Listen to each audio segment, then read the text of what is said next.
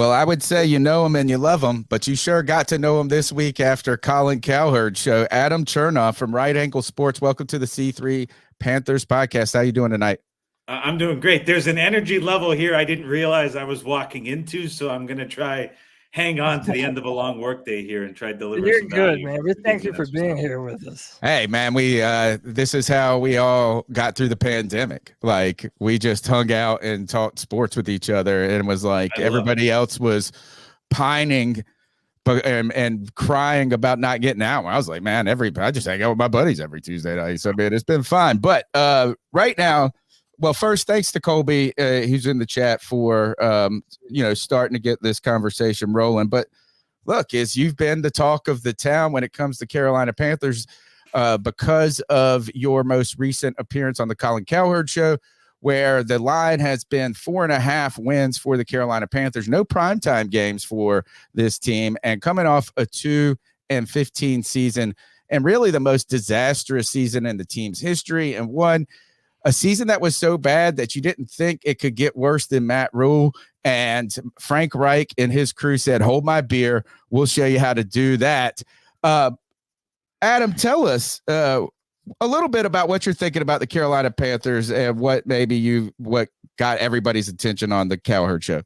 Sure. So I think the important caveat is to kind of get out there. I come from the sports betting world, was a bookmaker and an odds maker for a long time. And now I work with what would be considered one of the top and most respected betting groups in the United States. And so all of my comments are kind of tailored back to the expectations that are put on the Carolina Panthers this year, which, depending where you look, I would say primarily now is 5.5 wins. And so that's really where a lot of the comments on the Cowherd show came from. I think got a lot of people's attention. And that's where I think a lot of the comments that I have, whether it's the trajectory I see comparable to the Jags in 21 and 22, whether it's the new coaching staff, whether it's the receivers and how they're going to be much more open and how they struggled last year. All of those comments kind of tie back to that expectation that's put on the Panthers this year. So I think that's an important caveat before we dive into certain areas here. When the line was started at 4.5, as a former odds maker and bookmaker, why do you think it was placed at that? And then what has happened since you and your betting group has projected that? Not that it's more that's just an interesting bet to make if you were getting it at 4.5. Yeah. So last year, for comparison's sake, the Panthers' expectation for the regular season wins was set at 7.5. And so this year, when it opened at 4.5, it was a full 3 wins lower. That's a very big adjustment season to season for any team. And so the Panthers are kind of in rare territory when you're looking at an adjustment that big that didn't correspond with someone like a Tom Brady leaving New England, for example, where you're getting a massive shift due to quarterback. A lot of the pieces still in place from the offense last year to this year with some new additions. And so big adjustment in that regard. In terms of why did it move from 4.5 to 5.5? Well, we sent out and released the bet. Not only did we make the bet, we released it through our service, which anybody's able to follow and participate in. And that's quite common. Anytime that we take a stance or a position on a team in the NFL or in college football or college basketball, betting odds everywhere are going to move. And so last week on Wednesday, we played the Panthers over 5.5. All the 4.5s then changed to 5.5, and the 5.5s increased in price. So that's why we're seeing the movement so far. Adam, on the Colin Cowherd show, you laid out all the reasons why you think people are a little too low on the Panthers. You mentioned their upgrades at left guard and right guard with Damian Lewis and Robert Hunt, and we've brought in some new weapons on offense. But I wanted you to elaborate a little more on our quarterback, Bryce Young. What kind of year do you think this is going to be for Bryce? What are you expecting of him in this offense with Dave Canales as a brand new play caller for him? And do you think that Bryce Young, basically that last year, you couldn't really get a proper evaluation of him as a player due to the team around him? Do you sort of fall into that camp where year one was almost sort of null and void for Bryce? And then what are you expecting out of him this year? I think your latter point's fair. You look at the situation he was put into, coaching change. There was optimism when Brown was promoted and took over play calling duties. That never came to fruition. It was tough. Reminded me a lot of Trevor Lawrence's entrance into the league with Urban Meyer, how tumultuous that season was. I see a lot of parallels there. The reason I'm optimistic about Dave Canales taking over, as well as Idzik coming in as the offensive coordinator, when I'm looking at Canales and his track record, he led Russell Wilson to his best career season in 2020. He then followed up and led Geno Smith to a season that was even better than what Russ had. And then he revived Baker Mayfield, who could barely get a starting job at the end of 2 seasons ago, and led him to his best career season last year with the Buccaneers. Idzik, the new offensive coordinator for the Panthers, worked with the wide receivers last year, and we saw Mike Evans have a big season as well. There's a lot of history with this coaching staff, as young as it is, to taking guys like Geno Smith or Baker Mayfield or even Russ at his tail end in Seattle. These were all guys that there were a lot of doubts around, and the expectations shifted in a big way. And Geno and Baker were basically written off, and Canales ended up basically reviving them. And so when we're thinking about Bryce Young after that season he had, he very much fits that mold to what Canales has done in his previous stops of elevating that quarterback play. And I think that it fits in very well, going from Reich and kind of an antiquated offense that was really struggling towards the tail end of his coaching career. Now you get a young, modern, offensive focused staff. I think that that's a much better situation. And similar to how when Peterson took over in the Jags, it was kind of that new offensive voice leading the way. You saw the Jags in 2022, after that horrible debut season for Lawrence, make that playoff run. Again, Panthers' expectations, 5.5 wins, definitely think they exceed that. But if you're thinking the floor last year and the expectations there was 7.5 wins, if they get back to that level, a little bit of overachievement has them on the fringe for a wild card berth. Sure. Another one more second, Tony. Another follow-up question I wanted to ask. This is actually from our guy Colby, who helped to get you on the show tonight. And when you make those projections for the Panthers, how much of that is also based on the division? So give us sort of an abridged version of what you think overall of the NFC South and where the Panthers stack up with the other teams in this division. Yeah, so schedule is a big part of it for sure. When you're looking and trying to evaluate the strength of schedule, it goes well beyond just win-losses from a season ago. We're trying to actively project where all of these teams are going to finish in 2024. And there's a lot that goes into that. And so the division around them, I think, is a very good place to start when you're thinking about not only how easy this schedule projects because of how the Panthers finished. There's a lot of uncertainty in the NFC South around them. We have a Saints offense that's going through a significant change after Carmichael departs. He's been there since the start of the Drew Brees era. And so the switch to Kubiak, that's no guarantee. That's a massive shift in philosophy, a massive shift in play calling too, that still has to go right. We just talked about Dave Canales. He leaves the Buccaneers. When he left Russell Wilson and Geno Smith, both of those guys fell off a cliff performance-wise. Yeah. And so what's going to happen to Baker Mayfield? That was a team that really overachieved last year. Yep. And then, of course, you have the Falcons.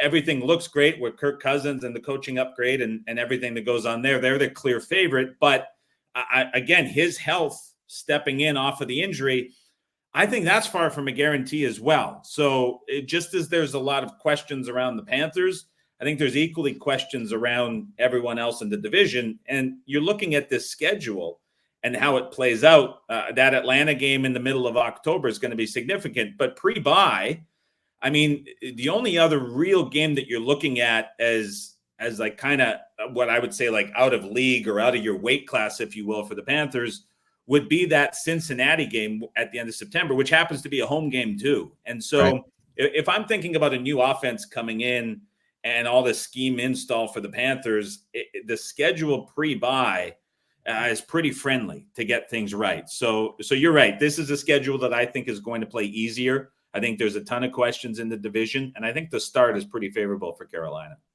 Right now, the over under for passing yards for Bryce Young that I found is 3,200 yards. How do bookmakers, or as when you were a bookmaker, how do you go about trying to forecast that number? And what do you think about that figure?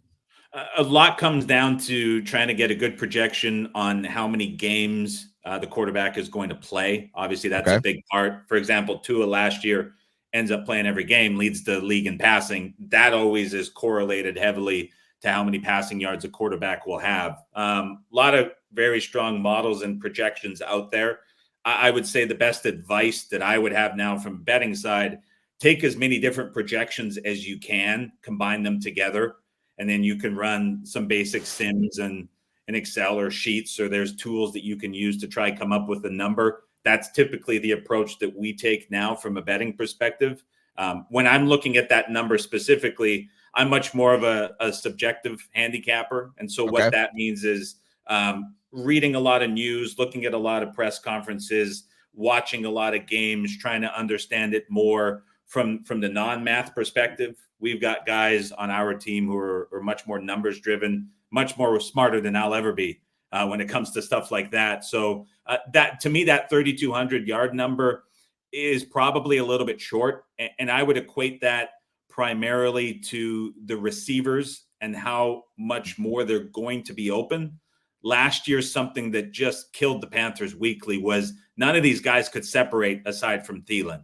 The DJ Chark's separation, if you're looking at next gen stats, was among the worst in the league.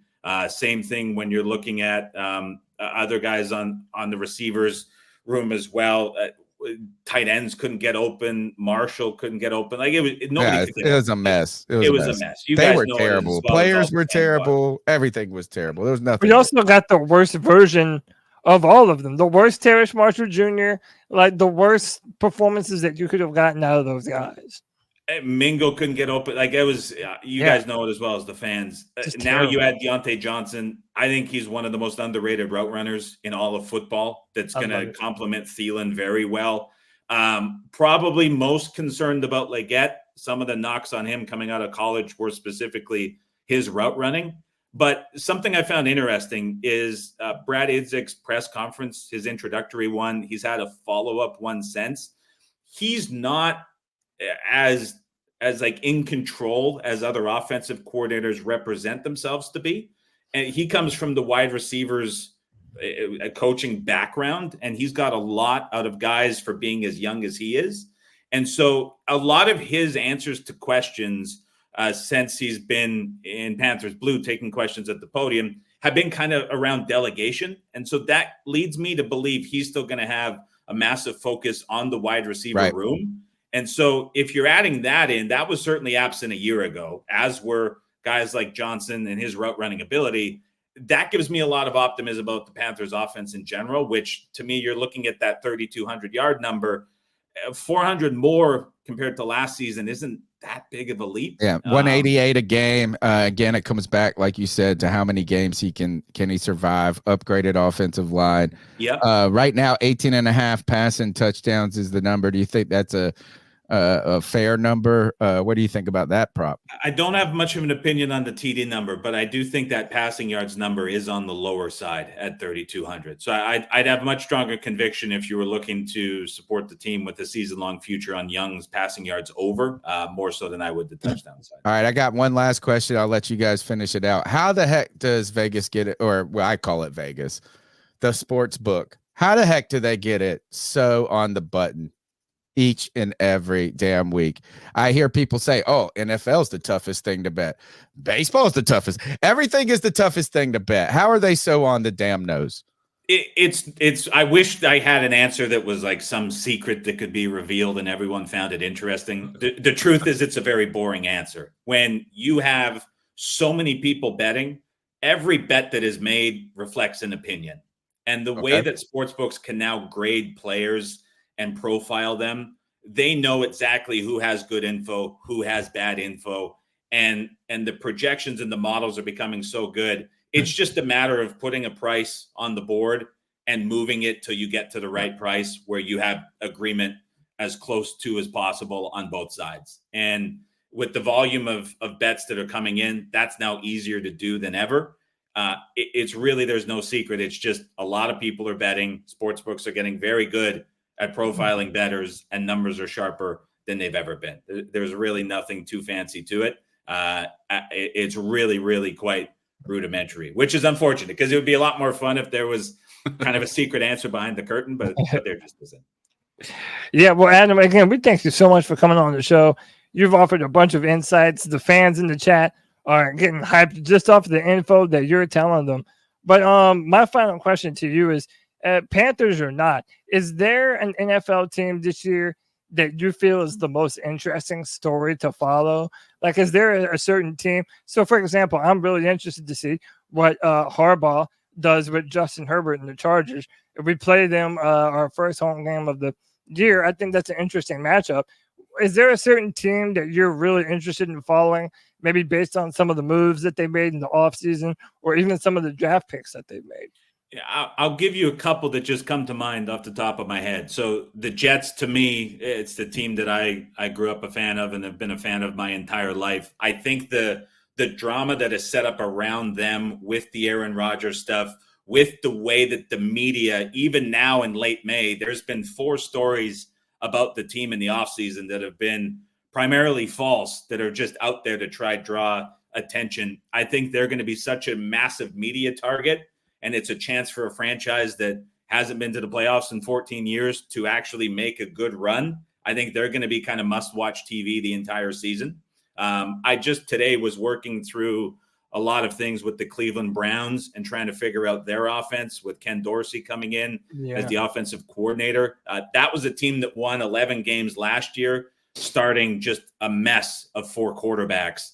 And now you have a guy in Ken Dorsey who Panthers fans will know well, got a ton out of Cam Newton in 2015, then went to Buffalo and got a ton out of Josh Allen. So I think Ken Dorsey revive what might be left of Deshaun Watson and give the Browns average quarterback play for the first time in several seasons. How good could that team be if they're able to get that? Because they're winning 11 games with absolutely nobody at quarterback a year ago. Hey, Joey Flacco is not just anybody, you know. Oh my God! Well, so I'll go advanced stats here. EPA per play, there were 49 quarterbacks who had at least 120 pass attempts last year. The Browns started quarterback 48 and quarterback 49 of 49 for multiple games, and then they had 26 and 27 starting the rest of the games. And so I'm saying nobody relative to the stat, but I mean, if Dorsey gets something out of Watson and gets him to quarterback 14, 15 in the league, how good can that Browns team be? I think that's a kind of a team that's a little bit under the radar. So those are 2 AFC-based storylines that maybe a diehard NFC South podcast like this around the Panthers maybe isn't top of mind to think about here in late May. All right, fantastic. Did we miss the boat on the over/under for the wins for the Panthers? I feel like now I'm like, oh God. I was like 4.5. I was like, okay, we could throw some money at this and have some fun. Is it getting riskier now that you guys screwed it up for us? Yeah, I wouldn't say run in and take over 5.5. It's probably about minus 135 is the price most would find. I would say if you want 2 other alternatives to look at, that Bryce Young over 3,200, I think would be an interesting one that even if you're just looking for fun, that's something you can and follow along. You could also go division to win the NFC South 14-1. A lot of question marks around every other team. That could be a price that you could look at too. Fantastic stuff. Adam, please tell everybody how they can not only access your work, but get insight into this wonderful betting advice. Sure. So I'm on Twitter at Adam Chernoff, my name. I think it's spelled out in the comments as well. Pretty well. Thank you for putting that there. And then everything betting wise that I do is over at raspicks.com as well as bettingtalk.com, uploading NFL information every single day now through kickoff and through the entire season. So if you're a bettor out there and you want more, that would be over there on the channel. Awesome stuff. Thank you for your time, man. You have a great night. Thanks very much for having me, guys. Enjoy the rest of the offseason. Yeah, excellent. Yeah, thank you, man. All right. A little breath of fresh air when it comes to the Carolina Panthers, or at least the news around the Carolina Panthers is, hey, don't sleep on the Panthers at 4.5. but don't get too hype at 5.5. Yeah. Don't get too excited. He made a lot of buzz going on Cowherd Show. There aren't too many people that are really sort of, projecting the Panthers to really sort of at least impress in any kind of fashion this year. But he made great points, and his points that we've been saying for a long time, guys, that when you look at Dave Canales and what he was able to do with Russell Wilson and then Geno Smith